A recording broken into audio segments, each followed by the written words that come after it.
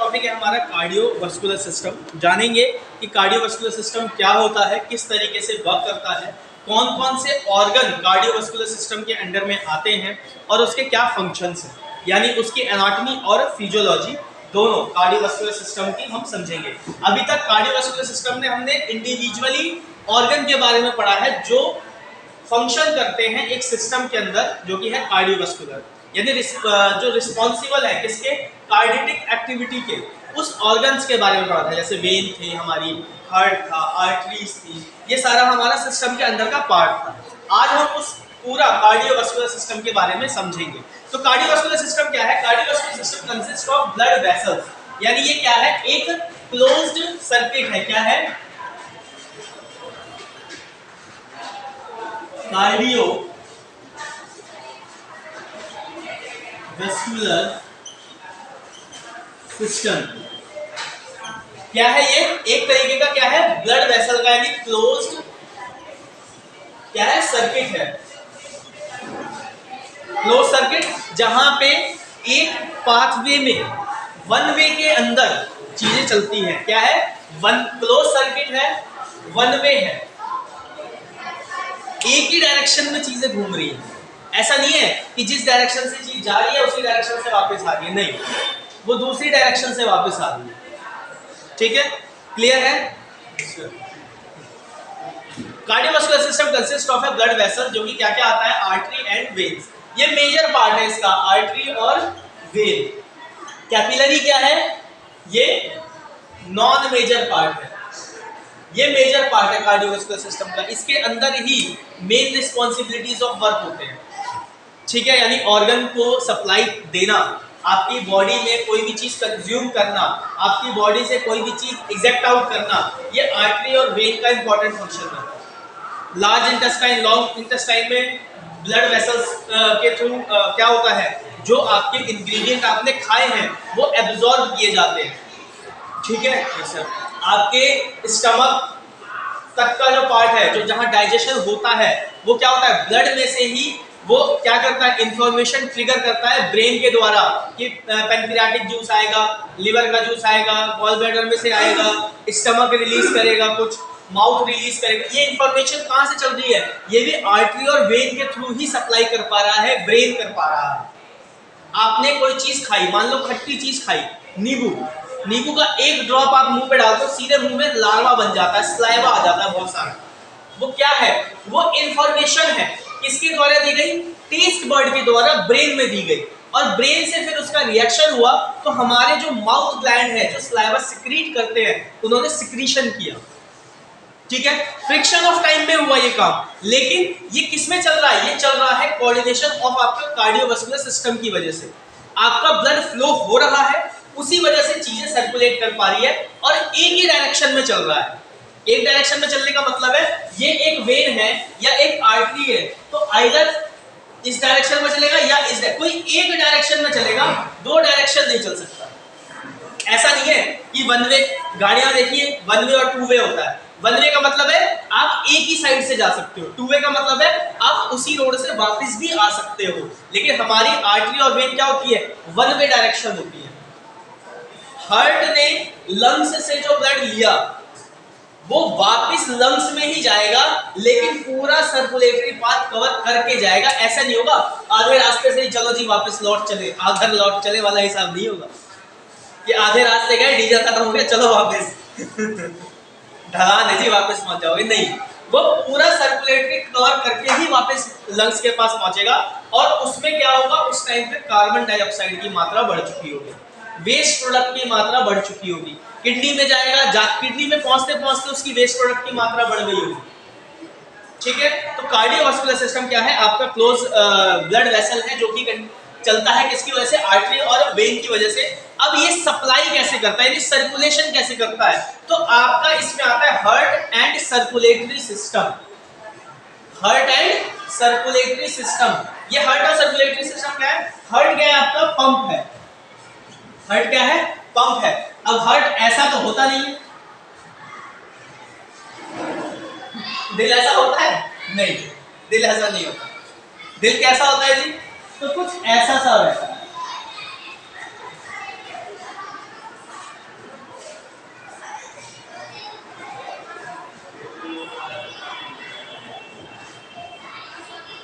4 chamber होते हैं उसके अंदर, एक एरोटा निकल रहा होता है, ऊपर निकल रहा होता है, इधर साइड से निकल रहे होते हैं। ब्लड आता है, आधे में ब्लड आएगा, फिर इसमें घुसेगा, फिर यहाँ जाएगा, इधर निकल जाएगा। और ये वॉल्व ऐसे काम करते हैं इसके अंदर के टैपेट्स वॉल्व कि जब सप्लाई आती है तो ओपन हो जाते हैं, जब वापस ना जाए प्रेशर होना हो तो वो इस तरीके से क्लोज हो जाते हैं। वन साइड डोर होता है। हार्ट के जो वॉल होते हैं वो वन साइड डोर होता है, जैसे हमारे घरों में लगते हैं, नहीं तो अंदर ही खुलेगा, नहीं तो बाहर ही खुलेगा, कोई एक ही साइड खुलेगा। इसी तरीके से डिजाइन किया जाता है ना कि जब आप अंदर घुसते हैं तो गेट अंदर की तरफ खुले, और जो मेन डोर होता है वो दोनों तरफ खुलता है। ठीक, तो हार्ट का जो टैपेट वॉल्स होते हैं, जो वॉल नहीं होते हैं, वो क्या होता है, वन डोर होते हैं, वन साइड ओपनिंग डोर होते हैं। एक ही साइड ओपन होगा, जब उस पर प्रेशर बढ़ेगा तो ऑटोमेटिकली क्या होगा, क्लोज हो जाएगा। ठीक है, तो हार्ट क्या कर रहा है, सर्कुलेशन का काम कर रहा है, और उसके साथ साथ में ही क्या होता है, आपका जो सर्कुलेटरी सिस्टम है, आपका जो सर्कुलेटरी सिस्टम है, वो सर्कुलेटरी सिस्टम सपोर्ट करता है उसको कि वो अपना काम कर सके। अब हार्ट हर एक जगह तो सप्लाई नहीं दे सकता ना, इतना प्रेशर तो उसके पास नहीं है। ग्रेविटेशनल पुल आ रहा है, आपकी मूवमेंट का पुल आ रहा है, बैठ रहे हो, उठ रहे हो, प्रेशर बन रहा है बॉडी पे, हर एक एंगुलर प्रेशर बन रहा है, तो उसको भी मेंटेन करना है। तो उसके साथ में सर्कुलेटरी सिस्टम रहते हैं। क्या सर्कुलेटरी सिस्टम रहते हैं, तो आपका circulation of blood through blood vessels. अब ब्लड वेसल्स में क्या होता है, बेसिकली ब्लड वेसल्स में अगर आप वेन का या डायग्राम देखोगे तो उसमें इस तरीके से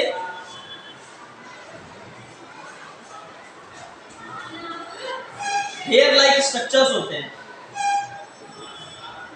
ये क्या करता है, ये बेसिकली ऐसे मूव करते हैं। ब्लड अगर ऊपर जा रहा होगा तो ऐसे होंगे, और अगर यही नीचे आ रहा होगा तो ऐसे से होंगे, और इसी डायरेक्शन में ब्लड चल रहा होगा।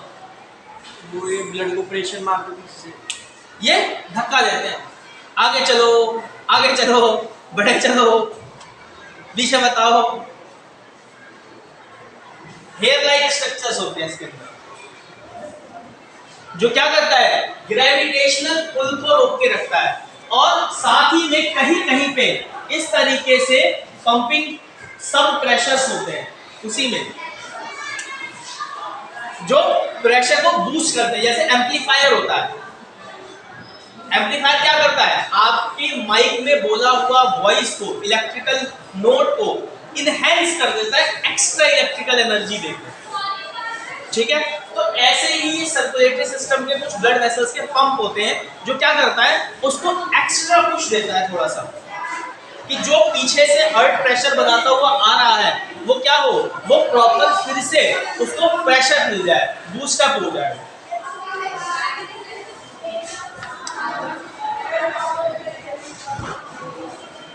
अब ब्लड जो आपका कार्डियोवास्कुलर सिस्टम है, इसका काम क्या है, तो जो ब्लड का काम होगा वही इसका काम होगा। क्यों, क्योंकि इसके अंदर ब्लड वेसल्स के अंदर क्या मूव कर रहा है, ब्लड मूव कर रहा है, और ब्लड क्या है, प्लाज्मा और सेल, यही तो है।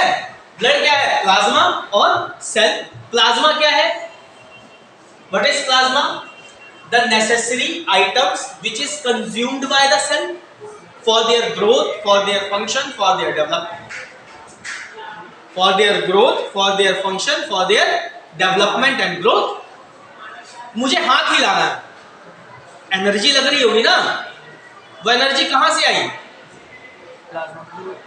प्लाज्मा के थ्रू आई। किसने यूटिलाइज करी कि मेरा हाथ चल पाया, सेल्स ने यूटिलाइज करी। तो सेल ने जब कुछ काम किया तो वेस्ट भी निकाला होगा, तो वो वेस्ट किडनी में फिल्टर हो गया, वो वेस्ट जो हमने खाना खाया था, जो सॉलिड आइटम बाहर से लिया था, तो उसका भी कुछ वेस्ट जनरेट होगा, तो वो स्टूल में पास हो गया। एक वेस्ट जो हमने खाया उसका निकला, एक वेस्ट जो हमारी बॉडी प्रोड्यूस कर रही है उस खाए हुए एनर्जी से भी लेके। आपने सॉलिड आइटम खाया और सॉलिड वेस्ट निकाला, वो हो गया स्टूल। ठीक है, क्लियर हो गया। आपने लिक्विड प्लस सॉलिड आइटम खाया तो स्टूल तो सॉलिड में निकल गया, अब लिक्विड कहाँ गया? तो वो निकला यूरिन में। क्यों? क्योंकि आपकी बॉडी सारी चीजें कंज्यूम कहाँ रखती है? प्लाज्मा में रखती है। ठीक है। और आपकी बॉडी ग्रो कैसे करती है? प्रोटीन आपकी बॉडी में ज्यादा यूटिलाइज होने लग जाए, आपकी मस्कुलर बॉडी बननी लग जाएगी। आपकी बॉडी में फैट चर्बी ज्यादा बनने लग जाए, आप मोटे होने लगोगे, फैटी होने लगोगे, पेट बढ़ जाएगा, साइड के टायर्स बढ़ जाएंगे, चेहरा भारी हो जाएगा। ठीक है। स्टोर्ड फॉर्म ऑफ एनर्जी है, वो यूटिलाइज कर सकते हो, उसको आप हटा सकते हो फैट को वर्कआउट कर। वर्कआउट करोगे, बॉडी को एनर्जी चाहिए होगी, जहां स्टोर्ड फॉर्म में होगा वहां से खींच लेंगे। क्लियर हुआ? ठीक है। अब ब्लड क्या करता है? तो transportation of nutrition and oxygen, इसका सबसे इंपॉर्टेंट काम होता है कि वो ट्रांसपोर्ट करेगा क्या? न्यूट्रिशन और ऑक्सीजन को। न्यूट्रिशन क्या है? वो कंपोनेंट है जो सेल के द्वारा यूटिलाइज किए जाते हैं अगेन। और ऑक्सीजन क्या है? नीडफुल गैस है। ऑक्सीजन क्या है? हमारी बॉडी की नीडफुल गैस है, एक ऐसी गैस जो हमारी बॉडी को रिक्वायर्ड है अपने सेलुलर मेटाबॉलिज्म को अटेन करने के लिए। यहां पे बेसिक केमिस्ट्री काम आती है कि ऑक्सीजन के पास कितनी बॉन्ड्स हैं, कार्बन के पास कितना बॉन्ड है, हाइड्रोजन के पास कितना बॉन्ड है। तभी तो एक दूसरे को पकड़ के काम कर पाएंगे वो लोग। ठीक है। तो ऑक्सीजन एंड न्यूट्रिशन का सप्लाई करती है, किसके द्वारा करती है या किसके लिए करती है? तो टू द सेल करती है। किसके द्वारा करती है? ब्लड के द्वारा करी जाती है। किसके लिए करती है? सेल के लिए करती है। अब हर एक चीज हर कोई एक सेल यूटिलाइज नहीं कर सकता। आरबीसी का काम है ऑक्सीजन को लेके जगह पे पहुंचा देना। वो यूटिलाइज नहीं करता है ऑक्सीजन को, वो खाली उठाता है और मालगाड़ी की तरह दूसरी जगह दे आता है। वो खुद क्या यूटिलाइज करता है? आयरन, फॉलिक एसिड, अपने आप को मेंटेन रखने के लिए। ठीक है। एक हेल्दी आरबीसी अपने आप को मेंटेन रखने के लिए क्या यूज करता है? आयरन यूज करेगा, फॉलिक एसिड यूज करेगा, सेल्यूलर कंपोनेंट्स यूज करेगा। ठीक है। क्लियर है? और क्या करेगा उसके बाद? क्या करता है भाई? सेल ने ये ले लिया, न्यूट्रिशन ले लिया, सेल ले लिया, फिर क्या करेगा? Take away their waste molecules to be excreted from the body. वो वेस्ट प्रोडक्ट क्या करेगा? एक्सक्रीट करने का काम करेगा, उसको हटाने का काम करेगा। कैसे हटाने का काम करेगा? मैंने अभी बताया, किडनी की में जाके नेफ्रॉन में क्या होता है? वो चीजें फिल्टर हो जाती है, फिल्टर हो जाती है ना।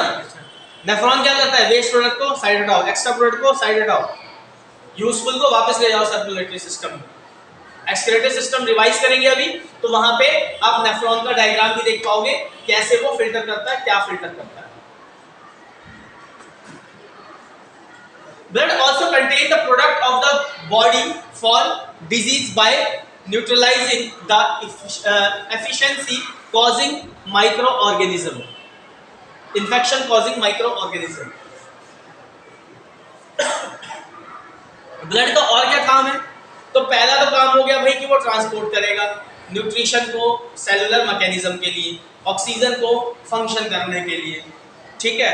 दूसरा, वो भी सब्सटेंस कैरी कर जाता है जो आपके बाहर से अटैक करते हैं, उसको भी कभी कभार कैरी कर लेता है। जैसे मच्छर ने काटा, डेंगू हो गया, फीमेल मॉस्किटो ने काटा, डेंगू हो गया।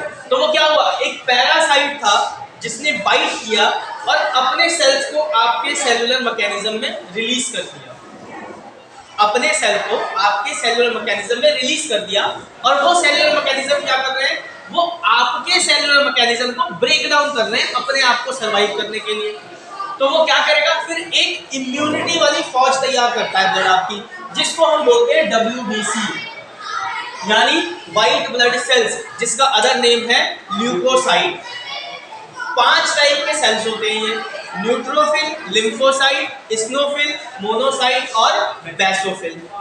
हर एक सेल मल्टीपल डिजीज के लिए रिस्पॉन्सिबल होता है कि वो उसको रोक सकता है, उसको रोकने की पावर रखता है। लेकिन आज के टाइम में क्या है कि अगर हम मेडिसिन ना लें तो हमारी बॉडी इतनी इम्यूनाइज, इतनी स्ट्रांग नहीं है कि वो फाइट कर सके उससे।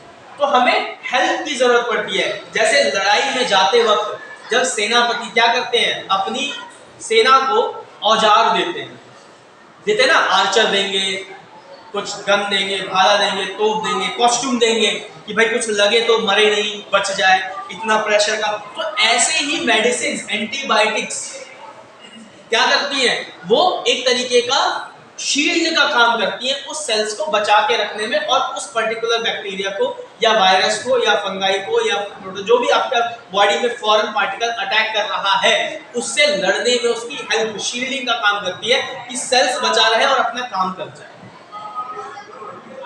ठीक है, इसी कॉन्सेप्ट में ध्यान रखते हुए इम्यूनाइजेशन प्लान चलता है। इम्यूनाइजेशन प्लान का मतलब है, जैसे सपोज मान लो कि आपको पता है कि कोई चीज इतनी स्पीड से, मान लो 100 किलोमीटर प्रति घंटे की रफ्तार से जा रही है, ठीक है, और वो आपके ऊपर अटैक करने आ रही है, ठीक, तो आपके पास कोई ऐसा डिफेंस मैकेनिज्म होना चाहिए ना पहले से तैयार, कि वो आपको अटैक करे उससे पहले आप उसको मार दो। ऑटो मिसाइल डिटेक्टर डिस्ट्रॉयर जो आता है आजकल, तो क्या होता है, मिसाइल को देखता है और फायरिंग चालू कर देता है। रेडार्स लगे होते हैं, इमीडिएटली उसी डायरेक्शन में फायरिंग करेगा, जैसी मिसाइल आई ब्लास्ट। कई जगह यूज हुआ है, यूक्रेन में तो आजकल बहुत कुछ चल रहा है, न्यूज में देखो तो मिल रहा है। ठीक है, तो ऐसे हमारी बॉडी क्या करती है, जब हम लोग क्या करते हैं इम्यूनाइजेशन शेड्यूल में, कि हम उस पर्टिकुलर वायरस के पैथोजेनिक पार्ट को रिमूव कर देते हैं।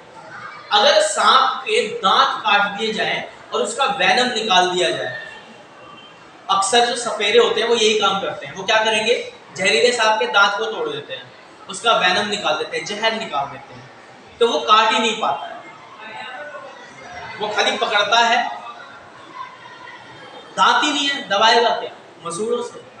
इसलिए छोटे बच्चों के अगर मुंह में उंगली चले जाए तो कोई दिक्कत नहीं होती, वही बड़े बच्चे के चले जाए तो काट देता है। होता है ना, छोटा बच्चा जब दांत आने लगता है तो काट देता है कई सारी चीजें। ठीक है, तो वैसे ही क्या करते हैं, हम पैथोजेनिक पार्टिकल को निकाल देते हैं उसमें से। अब जैसे सपोज, इसको समझने के लिए आप ऐसे समझ सकते हैं कि सपोज ये एक कोविड वायरस है फॉर एग्जाम्पल, ठीक है, समझने के लिए, ठीक। अब ये कोविड वायरस का हमने ये पैथोजेनिक पार्ट हटा दिया, सपोज ये पैथोजेनिक पार्ट था, इसको रिमूव कर दिया हमने, ठीक है। अब बचा ये खाली जो कुछ कर नहीं सकता, नाम का कोविड वायरस। अब ये हमने इजेक्ट कर दिया बॉडी में, ठीक है, ये बढ़ तो सकता नहीं है, जितनी मात्रा में गया उतनी मात्रा में ही रहेगा, ठीक है। अगर आपकी बॉडी की इम्यूनिटी स्ट्रांग है तो इसको मार देगी, लतियाड़ देगी एक बार मर जाएगा। वही अगर वीक हुई और इसको फेवरेबल कंडीशन मिल गई दोबारा ग्रो करने की, तो ये फिर से सर्वाइव कर जाएगा और अच्छी कंडीशन में कर जाएगा। तभी इम्यूनाइजेशन प्लान कभी कभार फेल भी हो जाता है। इस कोविड के केस में देखा गया कि वैक्सीन लगाने के बावजूद भी क्या हुआ, लोग बीमार हो गए। क्यों? उन्होंने सोचा अब तो हम इम्यूनाइज हो गए जी, लेकिन जो वायरस था उसमें पैथोजेनिक पार्ट तो था नहीं वैक्सीन में, तो दूसरे वाले में था, वो आया, आपकी बॉडी थोड़ी सी वीक थी वैक्सीन के बाद, अटैक कर गया। सावधानी हटी दुर्घटना होती। ठीक है, खैर आगे बढ़ते हैं। तो ये क्या है, बेसिकली इम्यूनाइजेशन का भी काम आपके साथ साथ में करता है, आपको स्ट्रॉन्ग बनाता है। रोल ऑफ कार्डियोवास्कुलर सिस्टम के बारे में जान लेते हैं। ये था इसका कि कैसे कैसे काम करता है और क्या काम करता है। सर्कुलेशन का काम करता है, दूसरा डिजीज के अगेंस्ट फाइट करने में भी हेल्प करता है। क्यों फाइट करने में हेल्प करता है? क्योंकि इसके पास ल्यूकोसाइट यानी डिफेंसिव सेल्स भी मौजूद हैं पहले से ही।